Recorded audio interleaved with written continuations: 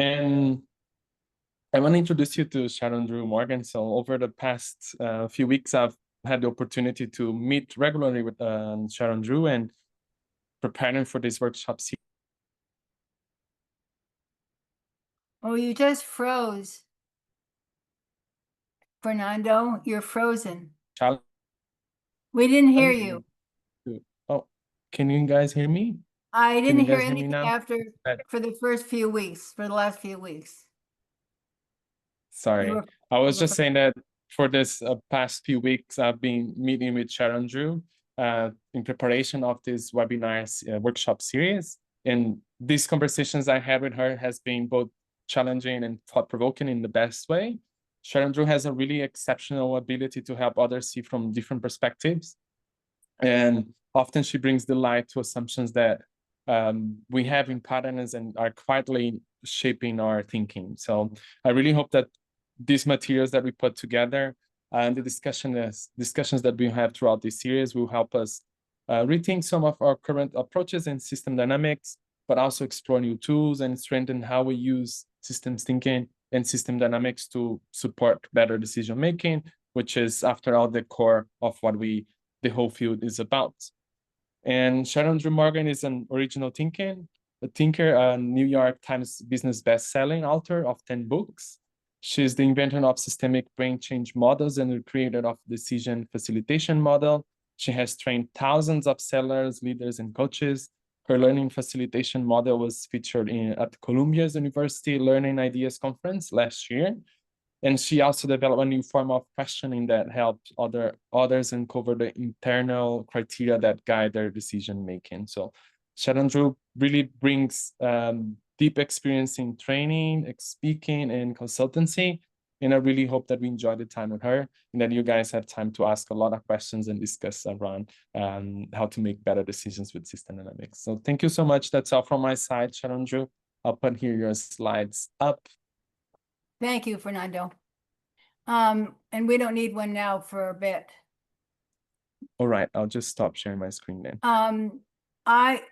For those of you that I don't see your faces, if I could see your faces, that would be great for me. Then I could see if you're having issues. There you are, your sweet faces. Thank you. Hi, Andrew. Then I can see if there's a problem, if you're all scrunched up. I mean, I'm going to be working with what I'm seeing also. Do you see my head cut in half? Oh, it's just the recording here. Okay. Hi. So I want to start by saying I am not a practitioner. I have done an awful lot of reading and studying, as Fernando will tell you, but I'm not a mathematician. I'm not an engineer. I'm not an academician. My brain doesn't work like that at all.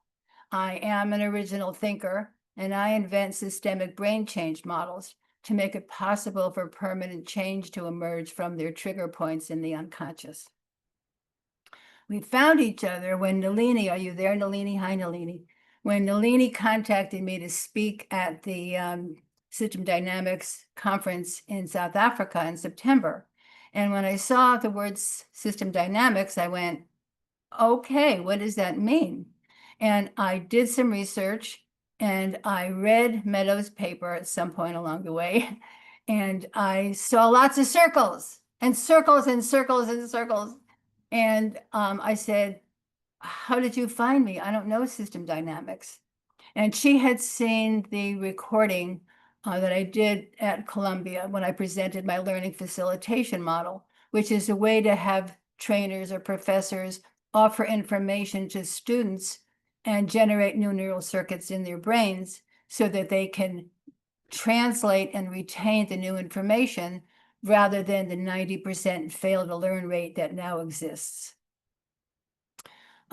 So she said she thought the field would like the way I work with systems. They would find that interesting. You would find that interesting. And then I said, I see all these circles.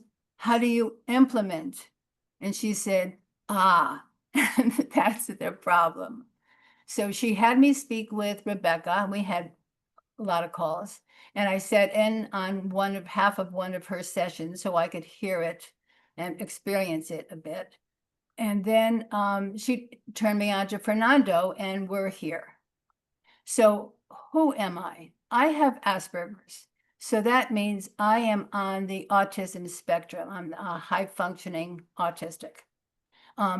Like all other autistics, I think in systems. I see everything coming at me and all these elements and different colors coming up. And as you'll see, I've learned to decode them. But as a child, it was very difficult to live a normal life because I actually hear different things. I hear what you hear, but my brain goes on to hear meta. So I always respond differently and notice different things. And I was always in trouble. I didn't have a friend till I was 33 years old. I couldn't relate to people and I was in trouble at school. There was nothing I could get right. And I would try to change my behavior. And I read every self-help book in the world. And I tried so hard in the millions of tears.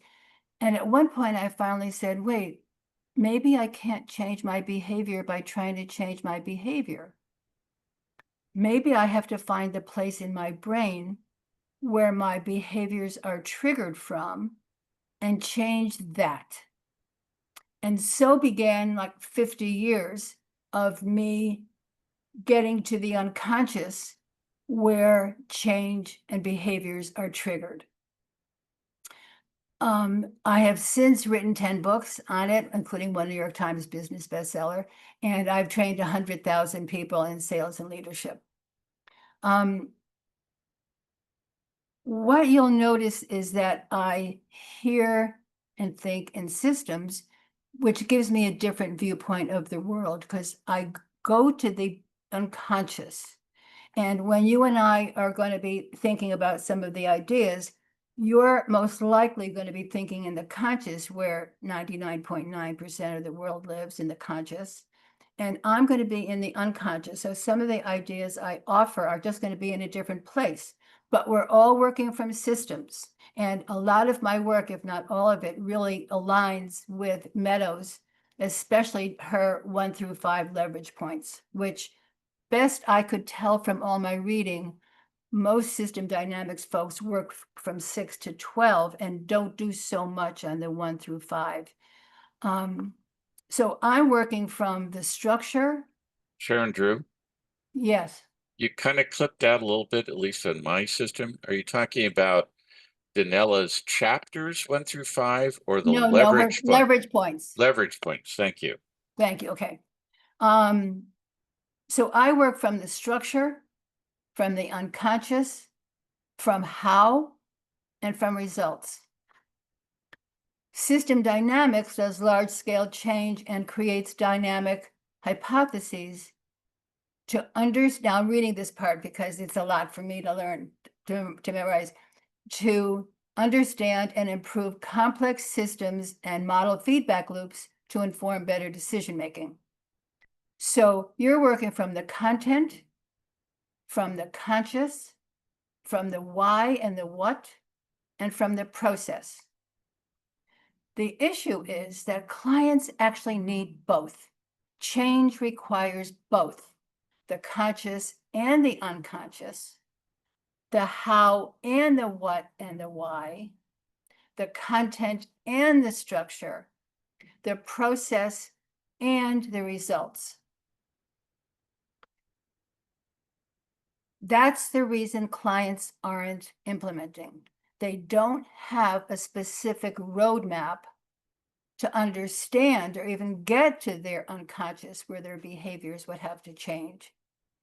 And here, I'm going to put in a big word here that we're going to be using a lot because I haven't even seen this word once in all of my hundreds and hundreds of pages and hundreds of hours of study and reading. The word risk. Risk is really, really important because if the risk of change is greater than the risk of staying the same, no change will happen. And that's the same with us here as it is with clients. Because as we go forward and there's pieces you want to add and pieces you like, and anything you add or change will be a risk to your system, just like with the clients. So I'm going to be continually checking in with you and asking you questions about the risk of change and introducing that new discussion. And we're going to even be doing homework around that.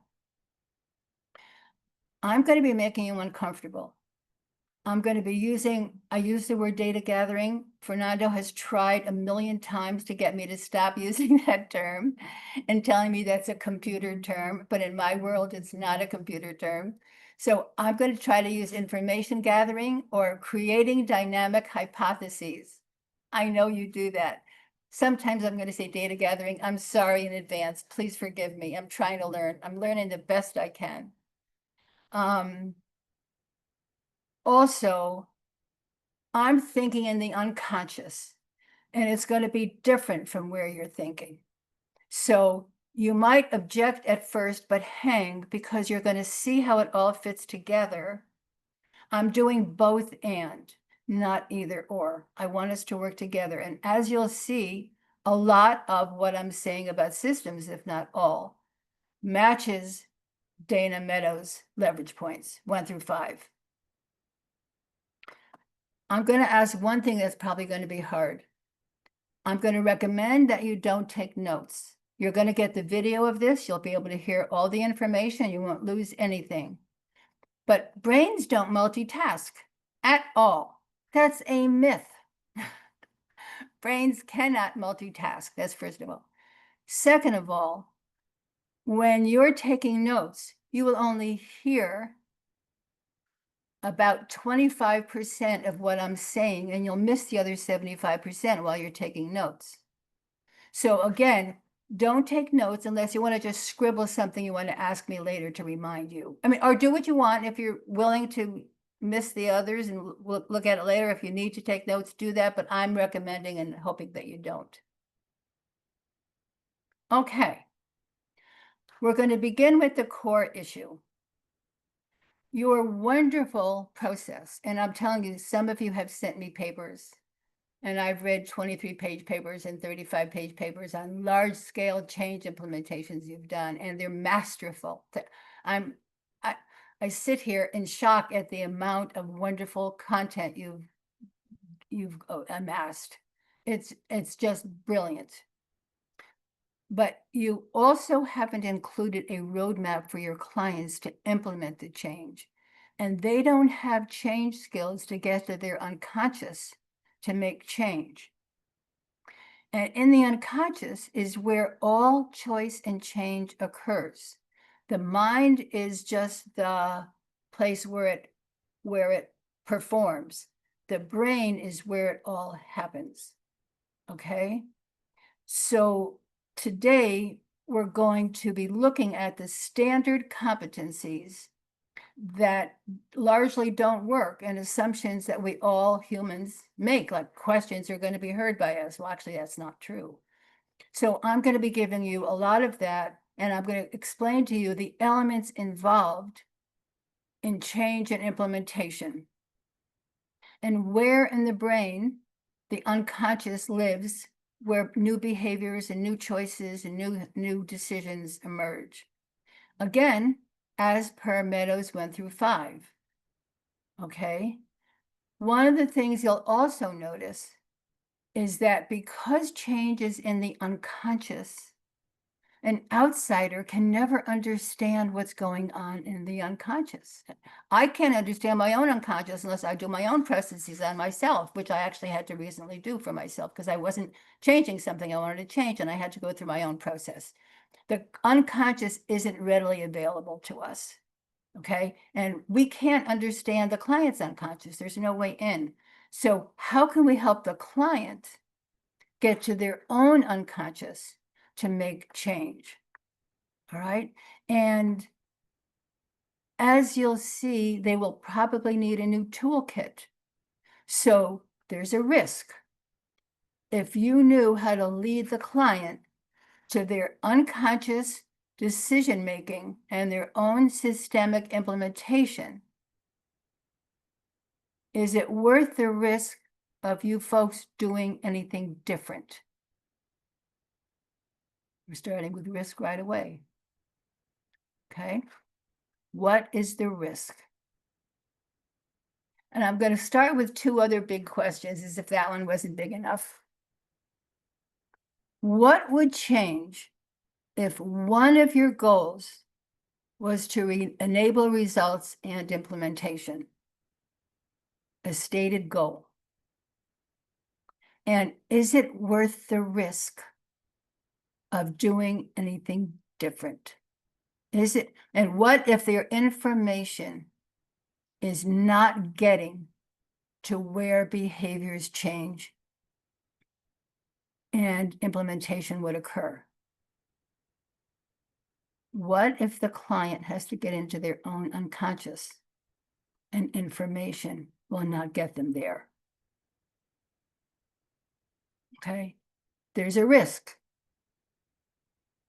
We're going to begin with the importance of the unconscious, because I think in patterns, and I have spent decades, I have hundreds and hundreds of notebooks on ideas before I understood the skeleton that underlies systems. I spent thousands of hours with these pictures going on in my brain and ideas for things that I could invent and change. And until I met the NLP field, neuro-linguistic programming field, which, by the way, I do not like what they're doing, but I like the system that underlies it. Until I met the NLP field, I couldn't put my systems into any form. Now I can.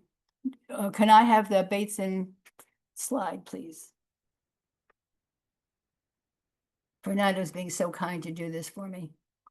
All right. Can y'all see that slide? I have you on gallery view. So thanks, Fernando. We're going to be discussing this in great detail later. For now, I just want you to take a bird's eye view of this just for a moment. I want you to look down Dana Meadows' 1 through 5 leverage points, so you'll see that she's basically saying what I'm saying, and it also matches Bateson. Gregory Bateson, who was Margaret Mead's husband, was also the originator of neurolinguistic programming. And he put what he called these logical levels.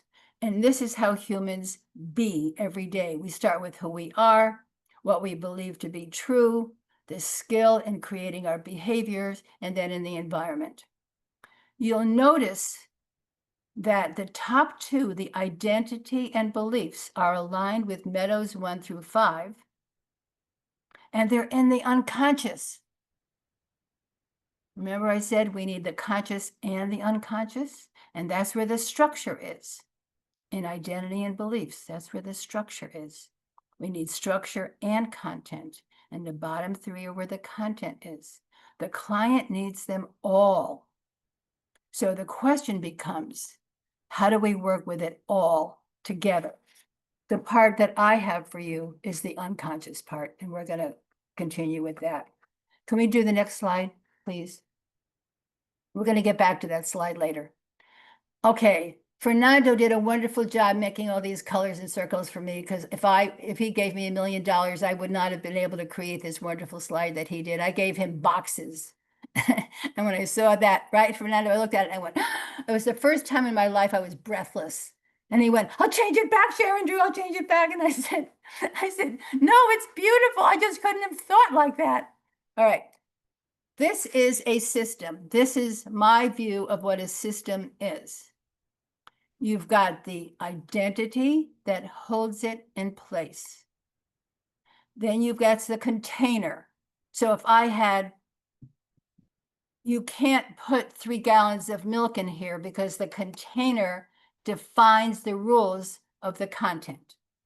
Okay, so you've got the identity and you've got the structure, which is what Meadows talks about. That change comes from the structure. And that's where there's beliefs and norms and rules, values. That's what holds the container in place. That's what informs the system. So if I am a vegetarian, I believe I can't eat meat. And then my behavior would be to avoid buying meat. So what you'll see in the middle is the behavior. Now let's talk. Well, I forgot one thing. A system is a group of things that agree to the same rules. If you try to change the system outside of its rules, it will self-destruct, it will resist, it will push back. Systems must stay in systems congruence. Behaviors are the outputs of the system. They're the expression of the system. You cannot change a behavior by trying to change a behavior. You change it from the structure, not from, even Meadows tells you that, not from the behavior. And when you try to change the behaviors, it will not change the structure. It doesn't go that way. It goes from the identity to the expression of the identity. I'm going to tell you a personal story. I'm a little woman, and I was always, even as a very active athletic person in my life in sports and so forth, I was 30 pounds heavy. When I was a cheerleader, they gave me a size 12 uniform and all the other cheerleaders wore size 4. It's like, and I would eat these little amounts and they would eat all this, and I was fat. I wasn't fat, I was just big.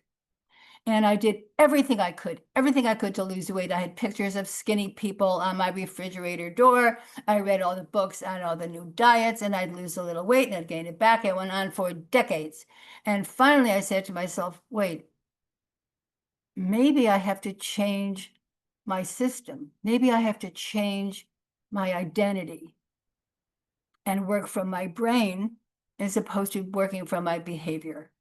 So I became a healthy person. So now I am identity, a healthy person. I believe personal structure. I believe I have to be healthy mind, body, and spirit. So I began meditating and so forth. And in terms of my body, I decided I didn't really understand food, to be honest. So I went to a nutritionist, and she gave me a blood test, and we discovered I was allergic to all these foods that normal people eat, that I used to eat even when I was on my diets. And when I went on that food plan, I lost 30 pounds, 32 actually. And I remain, after 25 years, 32 pounds lighter. I lost the 32 pounds in 2 months because I changed my identity. Think of all the people that are trying to change their behaviors. And there's a 97% fail rate with weight loss because they're trying to change their behaviors. They're trying to change at the wrong end, and the system is not concurring. Okay? Can I have the next slide, please? Let's look at this because it's really, really important. What I consider to be the rules of the system. Outputs are defined by the structure of the system. A system is a group of elements that all agree to the same rules. Behaviors are outputs and expressions, and they originate from the structure of the system. New structures will generate new behaviors to express them. So when I became a healthy person, the new behavior that came out was that I ate different. I couldn't eat that differently unless I changed my structure, the beliefs, the identity. And from what I can see from a lot of the papers I've read and the other papers I read online for system dynamics, there seems to be, and tell me if I'm wrong, a belief that when you give the client all this wonderful, wonderful data that you have gathered, I said it again, the information you've gathered and the dynamic hypotheses you've developed, that they're going to know what to do with it. That's like if you meet this woman in a foreign land, who's living in a hut, and she's got old clothes, and it's her daughter's wedding, and she doesn't know what to do. She doesn't have clothes. And you go and create this wonderful, wonderful material for her, and with gold thread and sparkles, and you hand it to her. And when you go to the wedding, she shows up in her same outfit. Why? She didn't have a sewing machine. She couldn't do anything with it. Okay? So the question becomes, do you want to give her a sewing machine? Do you want to do it for her? They're missing that roadmap. Change isn't considered by the system unless the system will notice its own incongruence. If I tell someone, I remember once I was in a training program, and it was very early on, and I said to this young man, I said, "You're not listening well." And he said, "Yes, I am. I listen perfectly well." There was no incongruence in his system. So there was nothing I could say, because when you try to change something from the outside, it hits against the structure of the system, and where it doesn't match, it gets rejected. Okay? So change is not accepted if the risk of change is higher than maintaining the status quo. We're going to do listening now, and after that, I'm going to give you 10 minutes for questions, all right? Because you must be bursting. Either that or you're accepting everything I'm saying, which is cool. I don't think so. All right, can we do the listening one? So I wrote a book on this. I heard two people having this conversation, and both of them were PhDs and very smart people. And they were talking, there were 100 of us in this room, and we couldn't follow the conversation. And I called my agent and I said, "I want to write a book on the gap between what somebody says and what somebody hears." So it took me 3 years. There was nothing written on it. There was nothing written on it. So I had to read 52 books. You can see half of those books are on brains and neurology and systems, and I read them all. Just saying, that is not a backdrop. That is my library. I had to read 52 books on brains and sound, and where sound goes, and translation processes and translation in the brain. It didn't appear anywhere. So I ended up writing a book called "What Did You Really Say What I Think I Heard?" which put it all together. So this is just a show of the work that I've done. We start with an input, sound. Now, sound has no meaning. Neuroscientists call sound puffs of air. They're called words puffs of air, because they're just this air that's coming out of our mouth that doesn't have meaning yet. You know, I don't know if we all know this, but the world has no color. The world is all gray. Color is made in the rods and cones of our eyes. It's translated. So light vibrations are translated into color. It's the same with sound vibrations. Sound vibrations come in with no meaning. The first thing that happens is dopamine meets it. And dopamine is where your beliefs are stored, just saying. And it starts distorting it with its own bias. By the time it's still sound vibrations. From there, it goes to be translated into electrochemical signals. Now, the brain works with electrochemical signals. So now we're working with the brain. Once it's an electrochemical signal, the brain has to dispatch it for translation. Now, we have 100 trillion neural circuits, more than all the stars in the sky, neural circuits. And the brain has to figure out which neural circuit to send this new little package of electrochemicals to for translation. And here's the criteria it uses.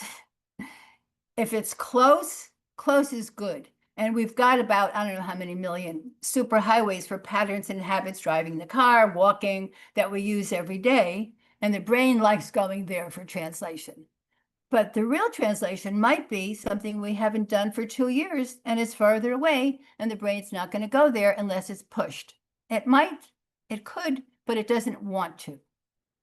Okay? And what the books and I couldn't find any other definition of this. The books say they send them to similar enough circuits. What the hell does similar enough mean? Similar enough to what? I don't know. I could never figure it out. So it sends it to this electrochemicals, these signals to a similar enough circuit. And when it gets to that circuit, the circuit looks at it and goes, huh, this part's different from what we have. We're going to throw it away. This part's different. We're going to throw that away. And oh, look, there's a hole. I'm going to take this from over there and shove it in over there to fill that hole. And that's what we think we hear. We hear between 10 and 35% of what somebody says. We think when we ask a question, people will interpret it according to our meaning. There's a 65 to 85% chance that ain't going to happen. Okay, when I learned that, I was really upset. I walked around the house stomping, going, oh, I understand everything. I can hear everybody perfectly. I know I can. You can't. You can't hear them and they can't hear you. The worst thing about this is that when any new information comes in, we will only translate it according to what we already know, because it's using similar enough circuits that exist. When I taught this I explained all this at the Columbia, when I presented at Columbia, and by the way, I can send you all a link to that presentation that Nalini saw. Outside afterwards, the professors from Harvard and MIT and KPMG were very upset. They're going, our people aren't hearing us. No, they're not understanding all your good information. So a lot of them are now doing, after they present something important, say, what did you hear? What did you hear? What did you hear? And they get all different stories, which is what I'm going to say to you as soon as I'm done with this portion. Okay, so we're not hearing our clients and they're not hearing us, which is another reason to help them get to their own unconscious. Okay, can we have the next slide, please? Where's Fernando? Oh, there you are. You're right in the middle now. You've moved. Okay, so let's read. Let me make this bigger. Let's read this because it's really important. Listening is an automatic electrochemical, biological, mechanical, and physiological process during which spoken words as meaningless puffs of air eventually get translated into meaning by our existing neural circuits, leaving us to understand some unknown fraction of what's been said, and even this is biased by our existing knowledge. That's really sad for me. I thought we would all just understand each other. Well, we can't. Can we have the next slide, please?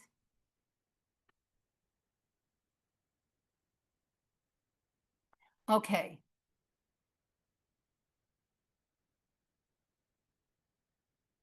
What listeners hear may not be what you intend. And you may have gotten to one of their beliefs, which they will resist. And you have no way of knowing that because you don't know how they've translated it. So if they're translating it badly, they're going to resist what you're saying, even if what you're telling them is good information. They're not going to hear it that way, possibly. And listeners make flawed assumptions due to their brain's imperfect translation process. It's not our fault. It's their brain's fault. Brains interpret incoming information according to their existing circuits, and words are merely expressions. I might use different words if I were to speak to you next time. Different words would come out, expressing something different. And this is something most people forget, especially when they're doing email or text.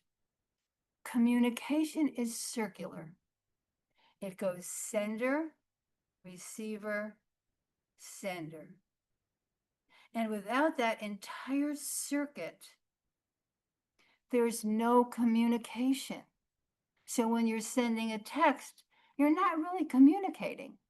when you're sending, and I won't let people send me long emails because my brain starts getting fried a third of the way down.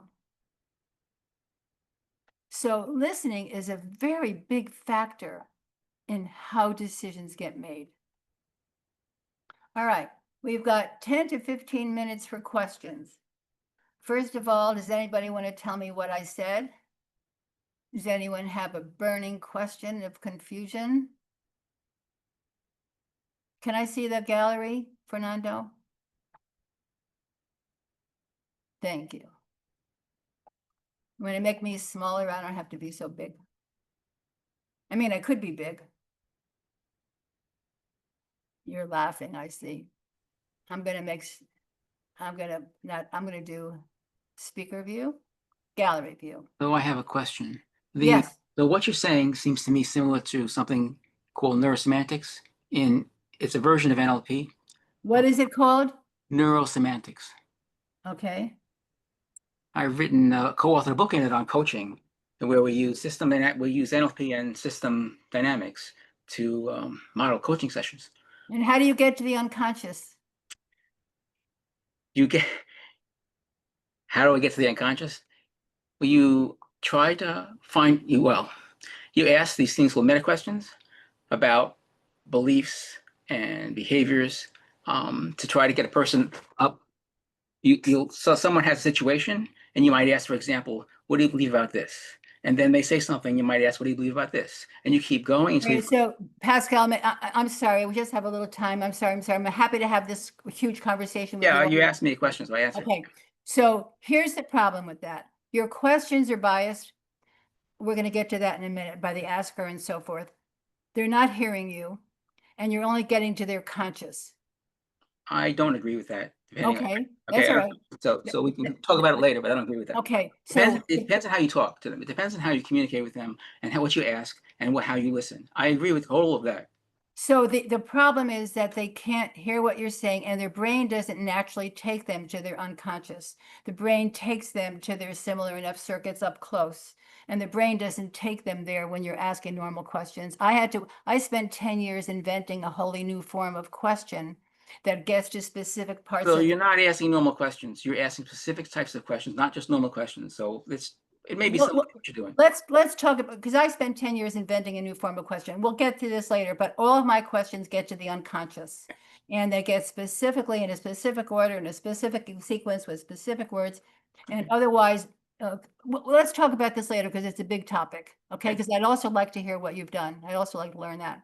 Yes, John. You unmute yourself. Sorry. Could we put the slides up again, please?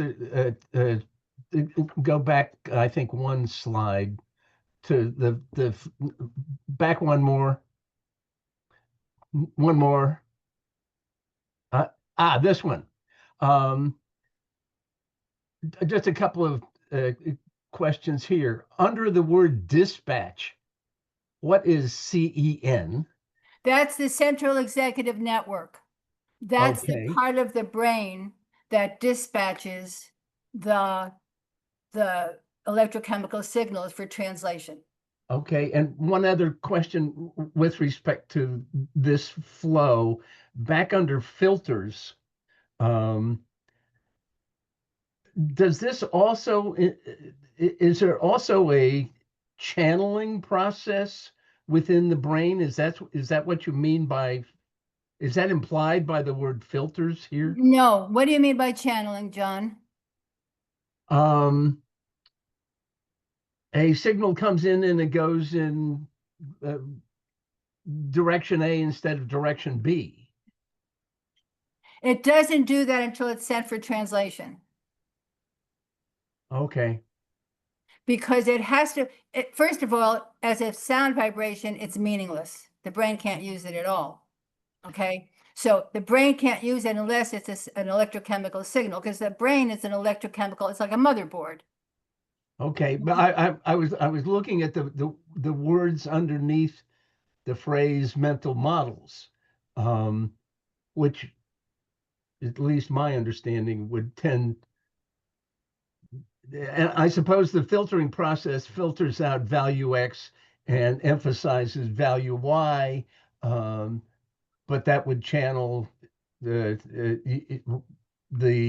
Thank you. receiver in the direction of So- Y. Am I understanding that correctly? I don't understand your X and Y. What happens is once it gets to the central executive network, that is the dispatch unit. Hi, Megan, I'll be with you in 1 second. That is the dispatch unit. Okay, And I was this- but there's but biased meaning, which is the next flow. I'm just trying to understand the process upstream from dispatch. First of all, the whole thing happens in 5/100ths of a second. Oh, I'm sure. Okay, so it's faster than anything.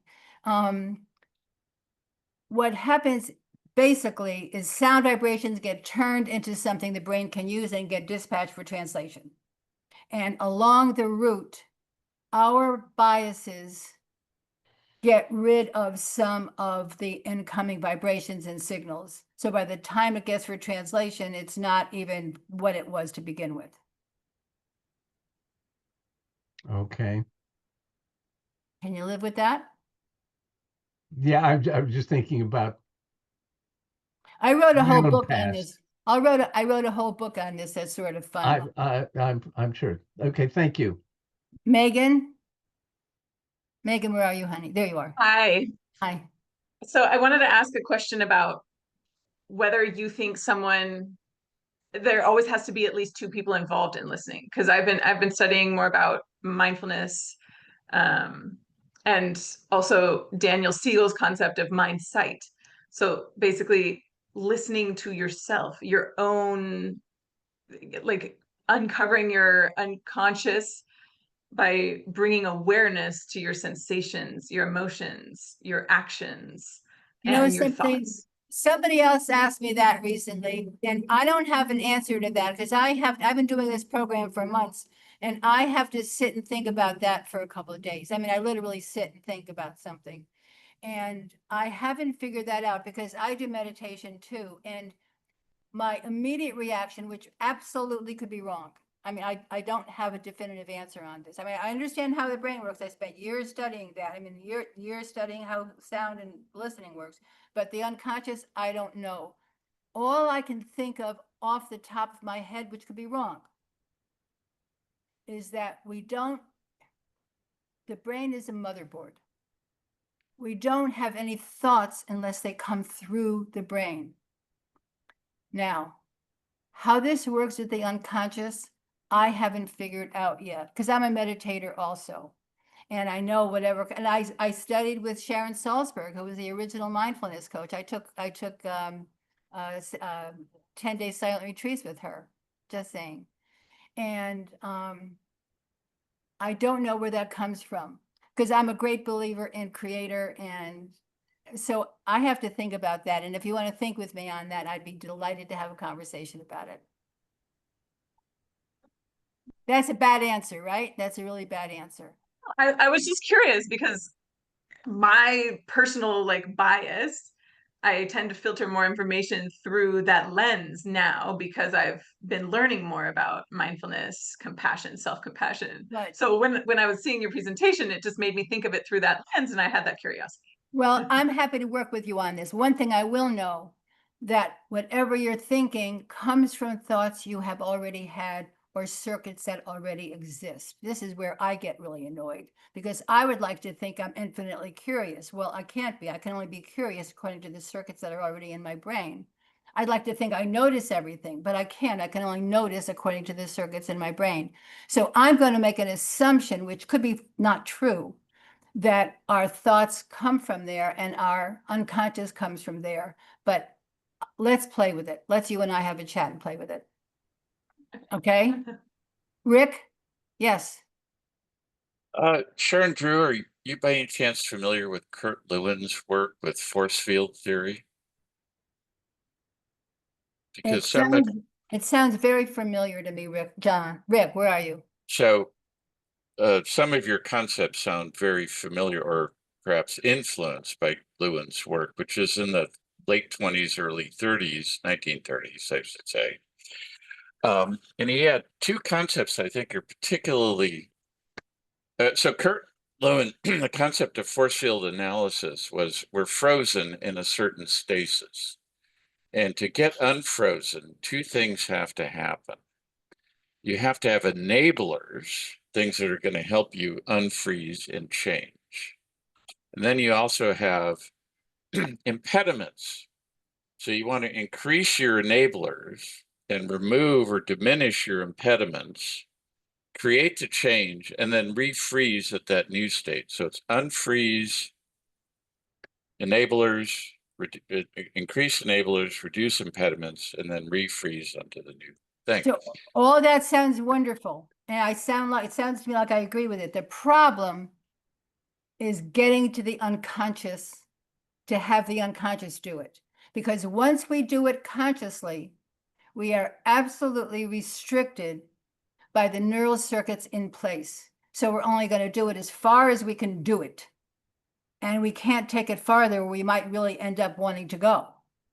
This is where there's such a big divide between the conscious and the unconscious. Whatever you're currently doing consciously does not necessarily get you to the unconscious. So what you're saying, and I'm going to look him up because it sounds interesting, and they certainly did not have a pathway between the conscious and unconscious in Lewin's time.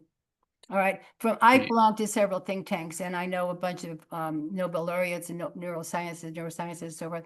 And everyone has told me, and this may not be true, I don't have any arrogance about it because I've given up my life for this, but no one else seems to have coded the route between the conscious and the unconscious and how to get to the unconscious to make change.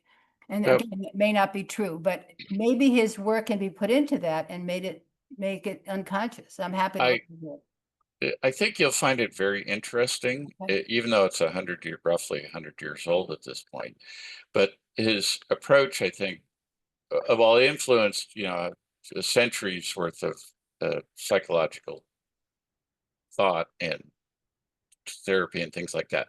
So two other very quick points. In system dynamics, there's a concept known as policy resistance. And again, if you're not already familiar with this, Sharon Drew, I encourage you to gain familiarity with the SD concept of policy resistance. In a nutshell, and I say this with a little degree of risk in front of the audience that we have today, but policy resistance is when you push on a system, it's going to push back. Only if you push in the wrong place. Only if you push from the conscious end. In the unconscious end, it does not push back. Now I'm going to quibble with that. Okay.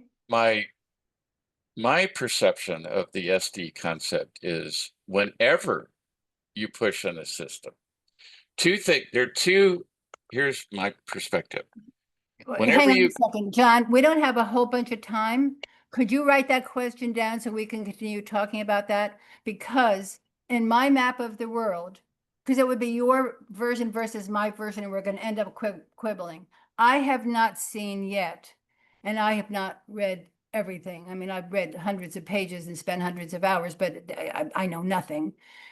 I have not seen anything that system dynamics is doing outside of the conscious, outside of the what and the why. I have not yet seen anything that gets into a client's or anyone's unconscious, where there's an entirely different dynamic taking place. And whenever there's resistance, it's because the system, you're going against the rules of the system, and the system is fighting back. There should be no resistance at all. When you're getting to the unconscious, there's no resistance at all, and there's easy change, and there's easy implementation. May I offer another SD concept? Okay. Whenever an intervention is introduced into a system, this notion of, let's just assume for the moment that policy. We only have a few minutes, Rick. I got it. Just assume that policy resistance always occurs. Always occurs. And there are always at least two predictable outcomes. There could be a million outcomes, but there are at least two predictable ones. One has a variety of names, but one of the names is increase before decrease, and the other one is decrease before increase. But you're not dealing with the unconscious. You're I disagree with that. Okay. It occurs, all systems have this behavior. So All systems, because there's people trying to change the system from outside, not having the system change itself. When the system changes itself, there is no resistance because it's changing itself. So can we talk about that later? Because any type of resistance is because there's something that's trying to get into a system and it's going against the rules and the structure of the system. We can talk about that later. John. Quick follow-up on that interchange with Rick. Where would fear fit in this flow?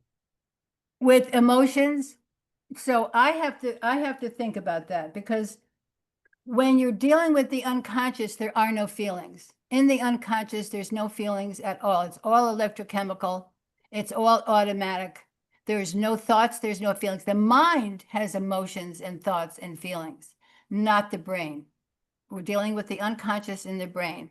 And if we could just stick with that, that's the part I know. The rest, I'm an idiot. But that one, I have 9,000 IQ. Where would that be in this flow?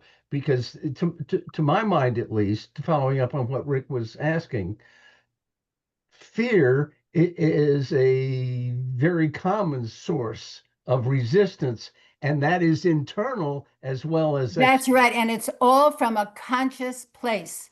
Oh, no, Wait, you Sharon can Drew, I let's have to disagree. intervene. That's okay. You can disagree, but I'm going to go on, and I'm happy to Sharon spend time Drew, afterwards. please allow me to make one quick comment. You're taking up the group's In the time. brain, there are two major pathways. And this goes back to John's original question. There are actually two major pathways. One goes to the limbic system through the superior colocus, and that is the source of our fight, flight, or freeze responses, which occur milliseconds before Right. our cognitive processes catch up. That's right. So That's the not limbic exactly system true. That's is only what partially says, oh true. my God, there's a lot, jump, and you don't even know why. So Rick, I'm going to go on and deal with what I deal with. If you want to have this conversation offline, that's fine. I'm only talking from my 40 to 50 years of research and my thousands of books that I've read and the work that I've done with my think tanks. You might know more than me, which is absolutely possible. And then you can teach me something new. This is not the place for us to do that, if you don't mind. Okay, can I just go on? And you can disagree with me. I'm telling you how to help the client get to their own unconscious so they can make their own change. And I'm not dealing with the specifics of the brain. I'm dealing with the system of how this all works together. I'm not a neuroscientist. Okay, I don't even know where any of this comes in the limbic or I mean, I've studied it, I've got books on it, but that's not where I'm working. I'm working from the system, only the system of how to get from the conscious to the unconscious. All right. I'm happy to take this up with you and have a conversation with you later. I'm happy to do that, both of you. All right. We can share titles of books that we read where this information comes from and where my thinking comes from. Happy to share that with you. Okay. Can we get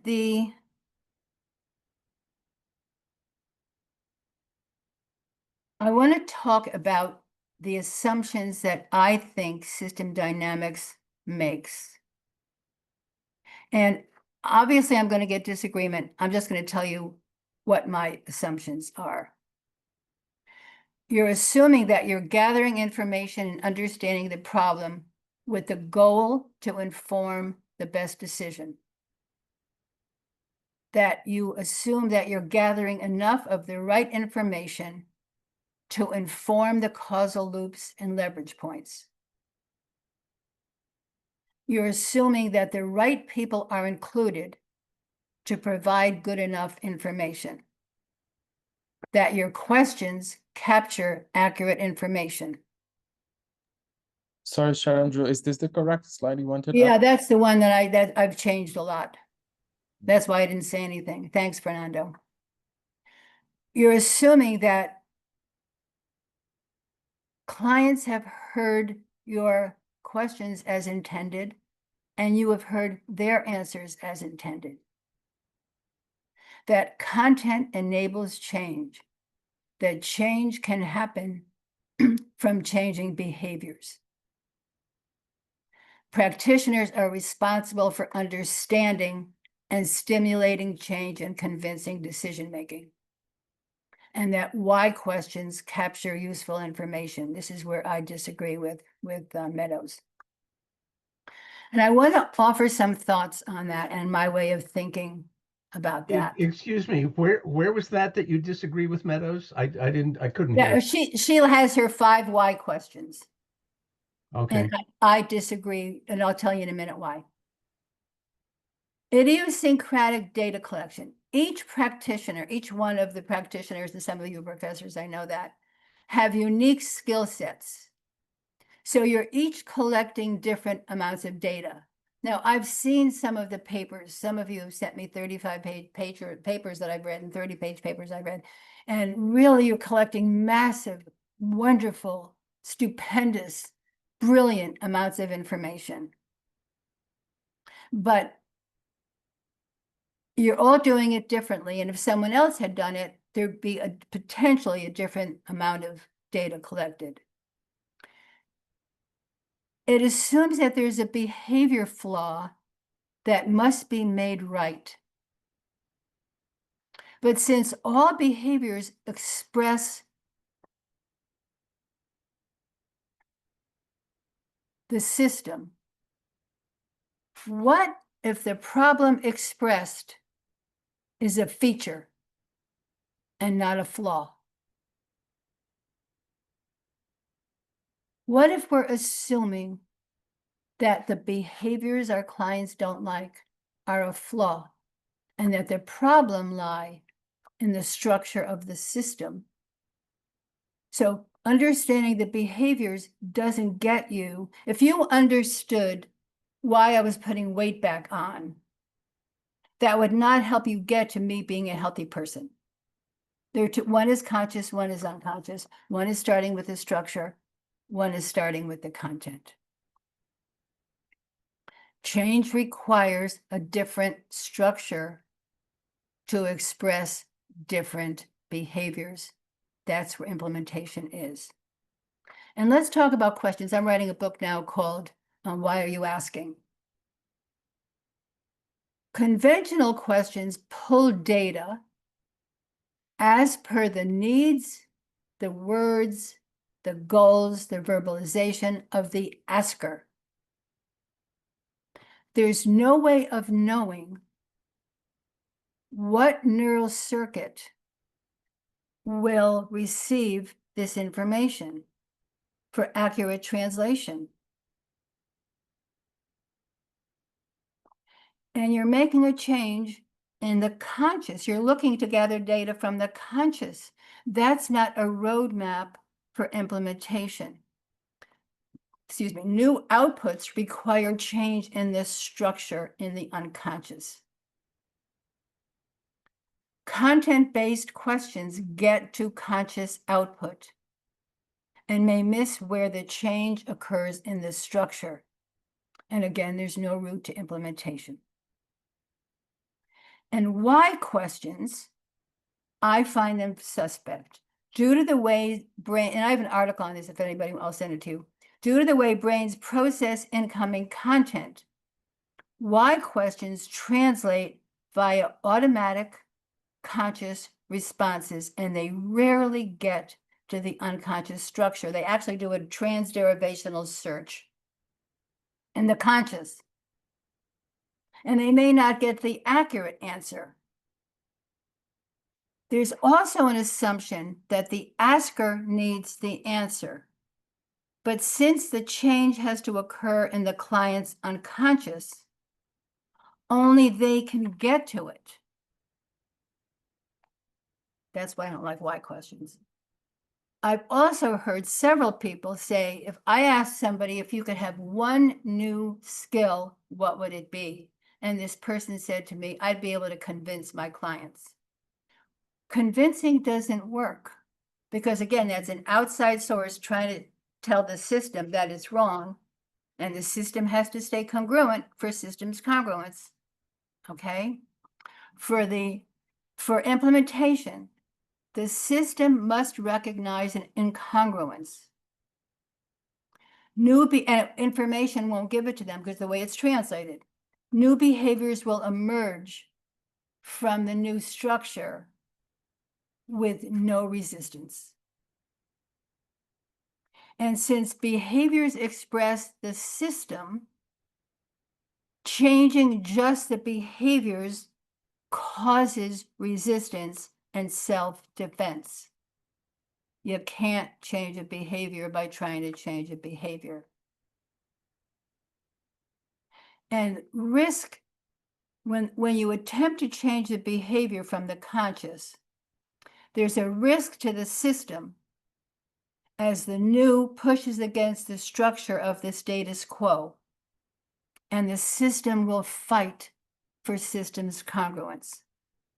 Best I can see, and again, I could be wrong, God knows I know a fraction of a fraction, system dynamics is not factoring in risk.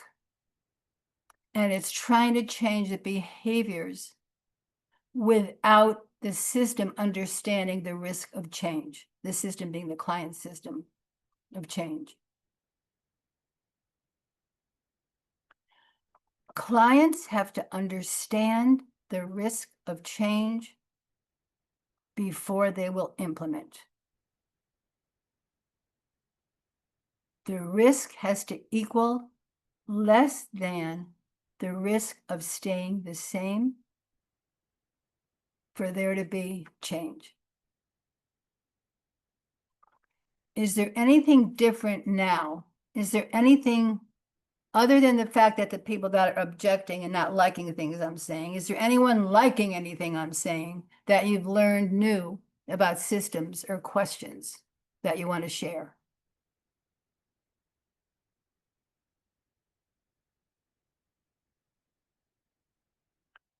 Really? So I haven't said anything about systems or change or behaviors or questions or listening.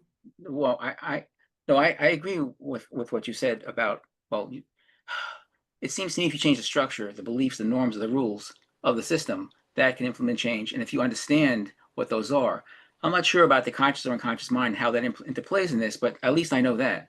Hang on 1 second, Pascal, I have a question. Who has to know that?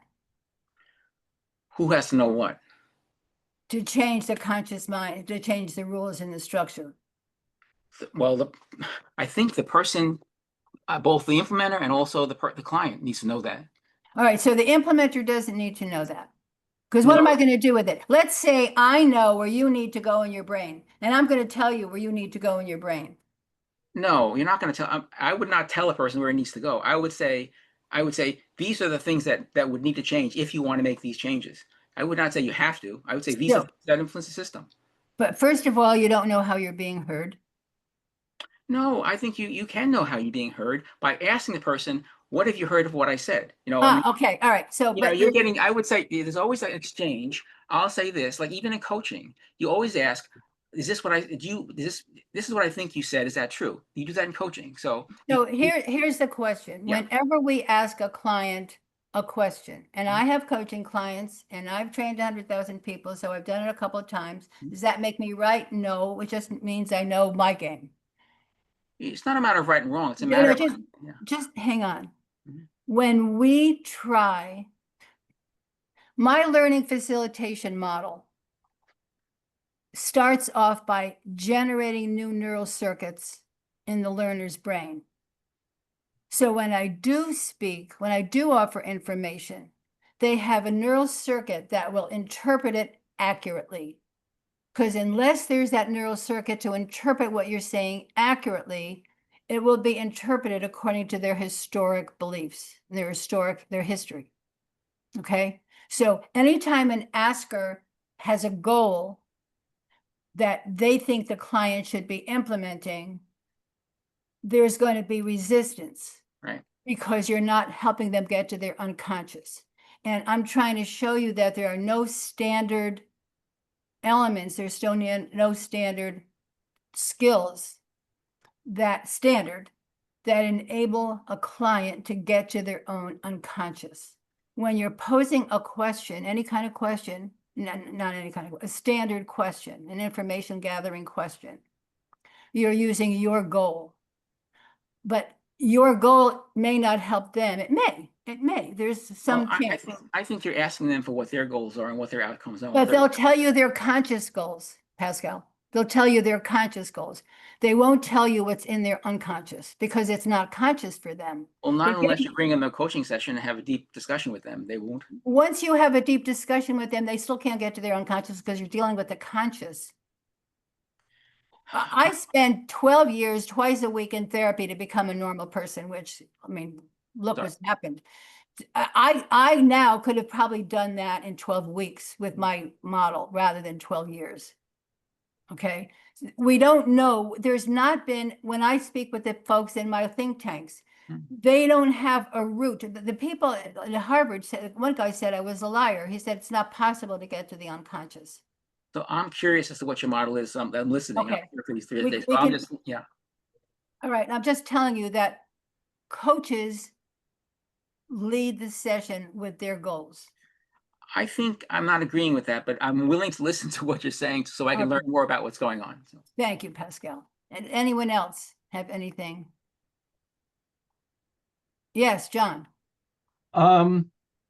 Generally, I agree with this, especially the overlap with system dynamics.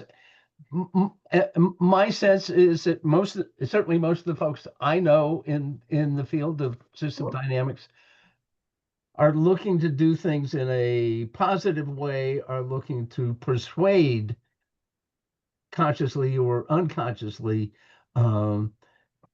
clients or others to at least be aware of options, including risk.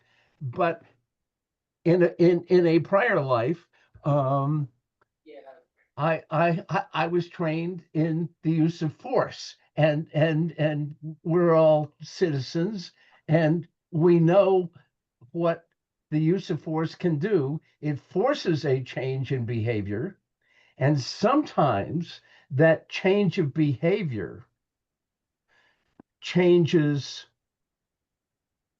the way people, both individually and often collectively, think and act, and maybe even at the unconscious level. And as I was thinking about this a moment ago, I actually wrote down for myself Stockholm syndrome. So I agree. Some of the phrasing here, I think, is, at least with respect to system dynamics, is a little too absolute. So, but I'm talking in the unconscious. I'm not talking in the conscious. Remember, everything I'm talking about is in the unconscious. And second of all, I agree with you. 3% of the time, 3% of the time, you can get to the unconscious. 3%. Okay, so I'm dealing with the other 97% of the time it doesn't work. Okay, and you said something, persuasion. I personally, I've trained, I don't know, 70, 80,000 salespeople, and I invented a new model to facilitate buying, not selling, facilitate buying. And that was my New York Times bestseller, was called Selling with Integrity. I happen to not believe in persuasion or convincing, because in my map of the world, which may not be yours, these are my beliefs. In my map of the world, convincing or persuading means that I know better than you know, and I'm going to do everything I can to get you to believe what I think you should do or what I think you should know. And I'm going to push against your belief systems. You can see even here that when I say things that are different from what you believe, I'm getting pushback, because that's what happens. That's what systems do. They resist when I don't follow the rules, the structure, the beliefs, the norms, the mental models in your system. And for me, persuasion is trying to get your system to do what I want it to do versus enabling it to do what it wants to do and figuring out for itself what it needs to do. So I trust and respect the other person, the other group. And I know with large scale change like what you're doing is absolutely stupendous, because they would have to have spend as much time figuring out how to implement as you spent figuring out all the information you had to collect to give to them. I mean, we're not talking, oh, I think we'll change this. We're talking large scale change that they have to implement, and they have to figure out whether they need new rules. Because if they're going to implement with the information you've given them, they will probably have to change their structure. They will probably have to have new beliefs and new mental models in order for them to get new behaviors.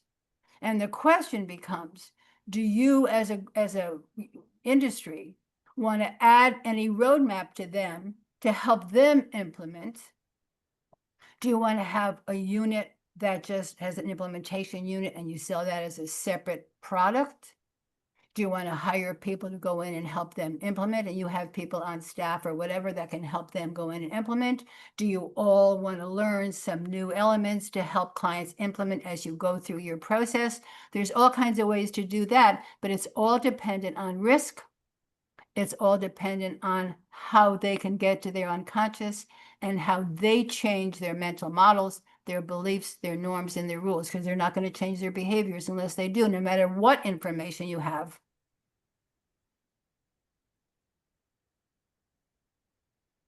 Sharon Drew? Yes, Stephen? Yes. So one thing that's happening in our discussions here is we use the word system in many different ways in our conversations. And I'm feeling like your focus here is on what is happening in individuals, right? It's about their consciousness, their unconsciousness. Well, it's a group consciousness also. But then a group consciousness to me is different, because it's more about shared understandings, shared experiences, and culture. And changing that requires a different kind of change of rules than just what individuals understand and believe. No, they're the same, just on a larger scale. If you got hired by IBM tomorrow, would you walk in jeans and a sloppy t-shirt? No, you'd walk in with a suit, or business casual at least. Or whatever I find out they need me to do, because That's that's right. the culture, right? That's right. So each culture has its own rules, and most of them, unfortunately, are unwritten. Yes, right. Okay, so each system, whether it's a large system or a small system, has its own rules, and change has to occur from the structure. Now, that's what I just said. And that's the other piece, is the structure piece. So system dynamics, we're not just looking at what individuals and humans are doing. Right. They've created things that have set in motion behaviors across a larger system. But aren't they following the norms of the culture? Well, and then that's another component. So what about the legal things? So there's a lot of legal things that are maintaining this pattern that we can't just easily change. Right. So that's why. So I have a question for you. Yeah. Because I personally don't see a difference. I mean, I see a difference in scope. Someone sent me a paper. He's not here. He was supposed to be here. Ricardo. He's doing large scale change in the entire country of Peru. And he sent me this humongous paper that I actually read on all the different areas in Peru that had this problem. It was not sewage, but that type of thing. Mm-hmm.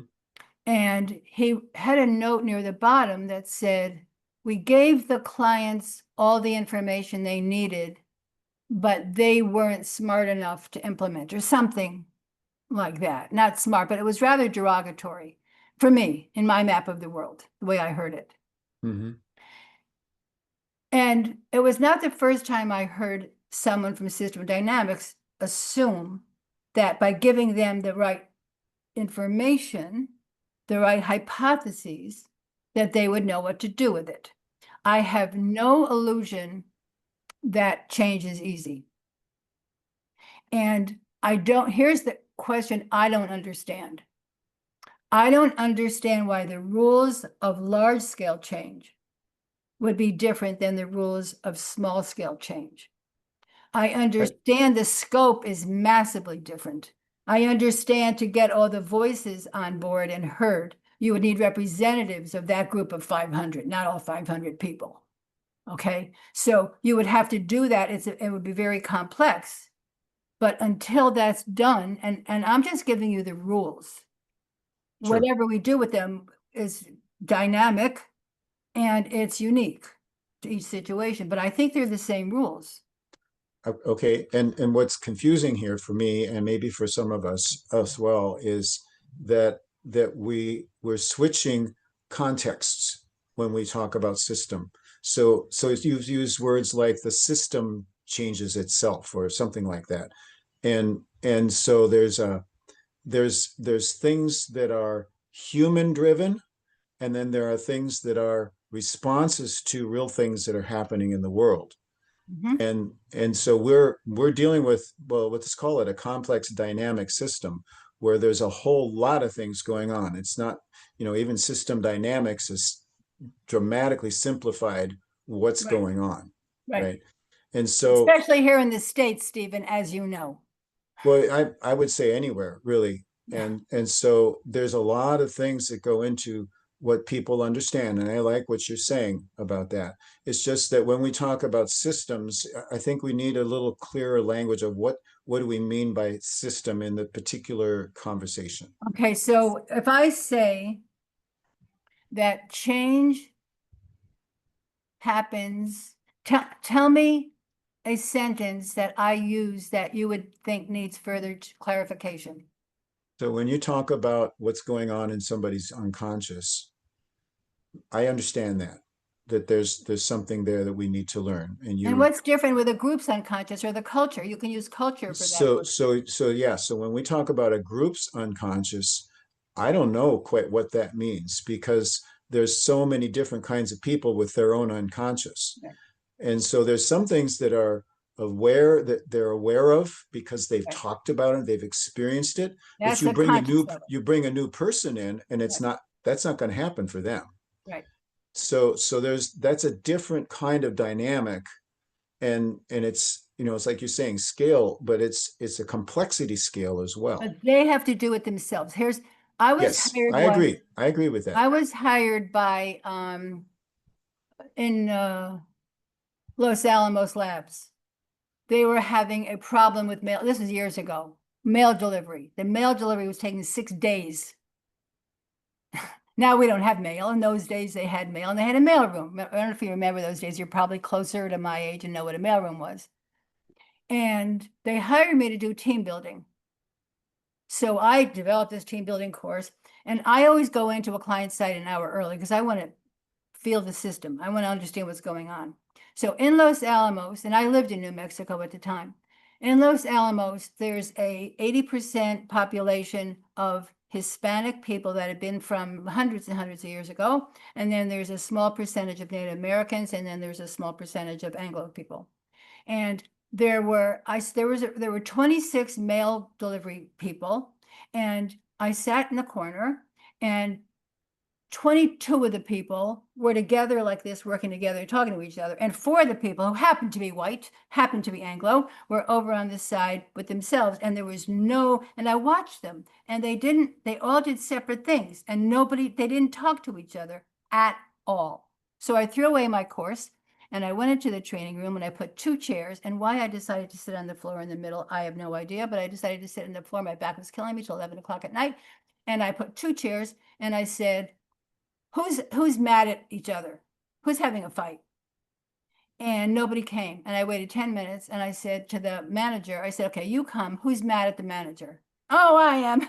So I sat down in the middle of them, and this young woman started off by saying, you didn't let me this, and you never this. And he said, well, I said, what did she say? And I translated back and forth what they really were saying to each other. And then when she got up, the next person came. We were there till 11 o'clock at night. My back and my butt were killing me, just saying. It didn't do a chair? I have no idea. But by 11 o'clock at night, they were all one unit because they had told each other their pain. They had told each other where they were angry. They yelled at each other. They did what they had to do. And I wouldn't let them go until they did. All right. And then the next day, we started our work together because we were one at that point. So how do you do large scale change? I think it depends It depends. It's unique.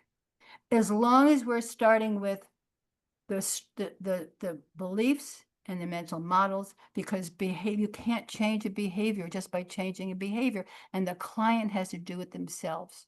So the question for system dynamics, as I see it, how can we help the clients implement if we know that change has to come from them? And they have a massive systems problem, don't they? I mean, they have not only does they have the problem, but they have a problem of working together and changing their norms and Mhm. figuring out what they all believe in and whatever else happens, who they are. I was working with Bethlehem Steel when they were going under. The board brought me in because the board couldn't get together. They actually went bankrupt. Remember, there used to be Bethlehem Steel. It doesn't exist anymore. And I was working with the board, and I absolutely could not get them. So what would you need to believe differently to be willing? And what would you need to believe differently? Nothing. I'm not changing. Nothing. I'm not changing. And they went under because they couldn't get together at the unconscious level of beliefs. That's where change has to come from. So the question becomes, how do we help clients do that? Do we want to help clients do that? Do we want to generate a new solution to sell them to do that? Do we want to create software where they can tell them the steps to figure it out for themselves? But as long as we don't believe that all the information we're going to giving them will help them do it, it doesn't. They need the information, but not at first. They need to first figure out the differences in the unconscious. Does that make any sense? Yeah, my point was about how do we use the word system and what are Oh. we talking about?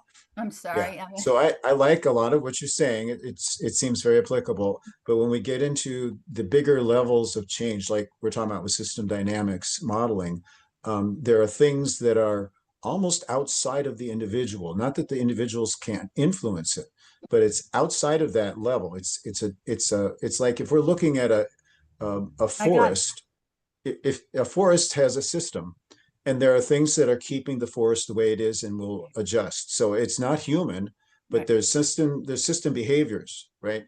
Would you work with me on figuring out a large scale systemic change? Because I know the pieces and I know the models for the clients I've trained. Well, But we could get into that, but it's not like I don't want to do that myself with you, but I'm just saying that we just need to be a little more careful on how we talk about what we mean by a system. all right, so Because for now, because I'm just, as a human being, we're system, right? We're individual systems because we're alive. and that's a large scale group system. That's a country system. It's Yeah, right. And then there's the international stuff. It's Right. it's beyond our understanding. but But there are ways still, to influence those systems to change. there's still the rules. I'm just presenting the rules that have to occur. How we do them. Yeah.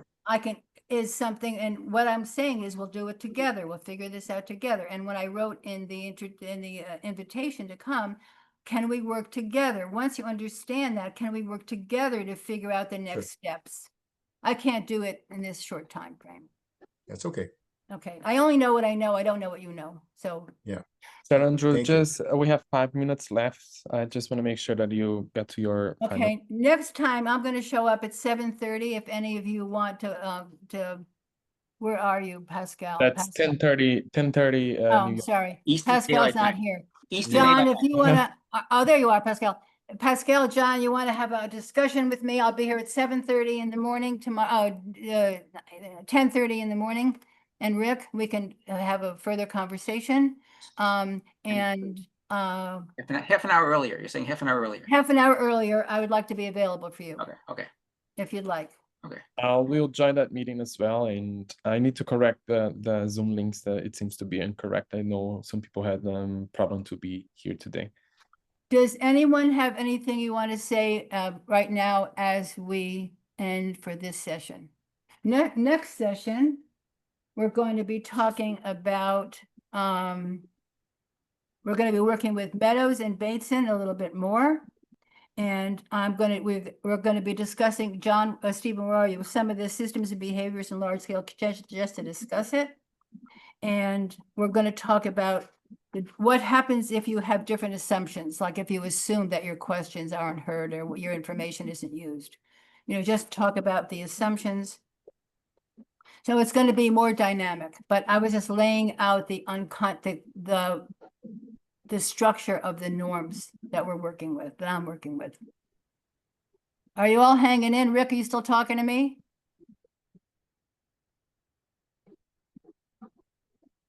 Rick isn't answering. Okay, Pascal, you still love me enough? Yes, All right. yes, definitely. Thank you, everybody. I look forward to seeing you tomorrow and continuing this wonderful conversation. And Megan, you and I also have to talk because that's a really important thing for me too as a meditator. And I'm a Quaker, so I need to know that too. Thank you, everybody. Thank you, everyone. I'll be sharing like the recording of this session with you guys. You're going to get some homework to do. Oh, I've got some homework for you, everybody. Yeah, I'll send via email as well. I have questions. I want you to begin asking yourself about the risk. What is the risk if our job really is to help the client implement and provide a roadmap? What's the risk to you as a practitioner? What is the risk to the client for change? And risk is something that you don't generally discuss in system dynamics. That's what I've heard from everybody. Because no matter how good your information is, no matter how important and vital it is, if the client has an unconscious risk, it won't change. So how do we help the client do that? In the meantime, how do we deal with risk? And are you all willing to add something new to the system dynamics practice?